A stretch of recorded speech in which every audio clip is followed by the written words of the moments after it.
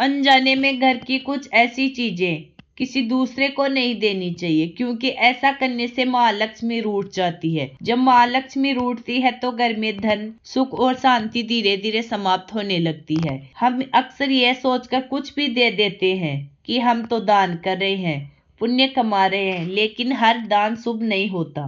कुछ वस्तुएं ऐसी होती है जिन्हें देने से घर की स्मृति चली जाती है। इस सत्य को समझने वाली यह कथा है सुकन्या, जो मध्य प्रदेश में अपने पति संजय और सास ससुर के साथ रहती थी।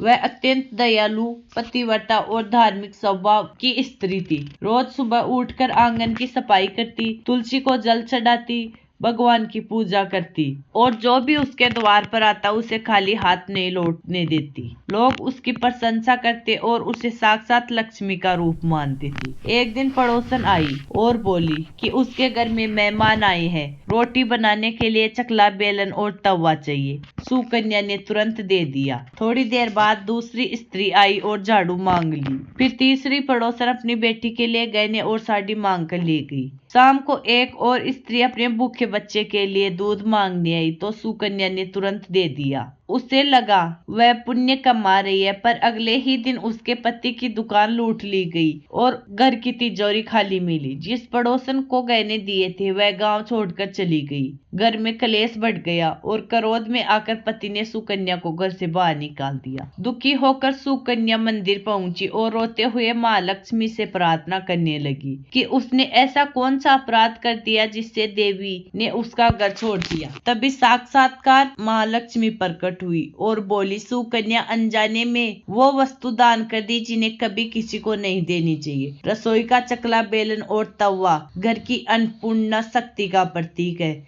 झाड़ू में स्वच्छता और लक्ष्मी का वास होता है। संध्या के समय नमक, आटा, दूध और दही देना दरिद्रता को बुलाता है। अपने आभूषण देना सौभाग्य को कमजोर करता है और सुबह का दूध दान कर घर की शुद्ध ऊर्जा को कम करता है। इन वस्तुओं को देकर उसने स्वयं लक्ष्मी को घर से विदा कर दिया है। सुकन्या ने रोकर क्षमा मांगी तो देवी ने कहा कि जो दुख उसने सहा वही उसका पश्चाताप था। अब वह घर लौट जाए। जब वह वापस घर पहुंची तो उसके पति को अपनी गलती का एहसास हो चुका था। लूटा हुआ धन लौट आया और घर में फिर से सुख समृद्धि का वास हो गया। इस कथा से यह सीख है कि दान अवश्य करें, पर विवेक के साथ, क्योंकि घर की कुछ वस्तुएं केवल सम्मान नहीं बल्कि सौभाग्य और महालक्ष्मी का प्रतीक होता है। अगर कहानी पसंद आई तो कमेंट बॉक्स में जरूर बताएं। साथ ही चैनल को लाइक व सब्सक्राइब करना ना भूलें।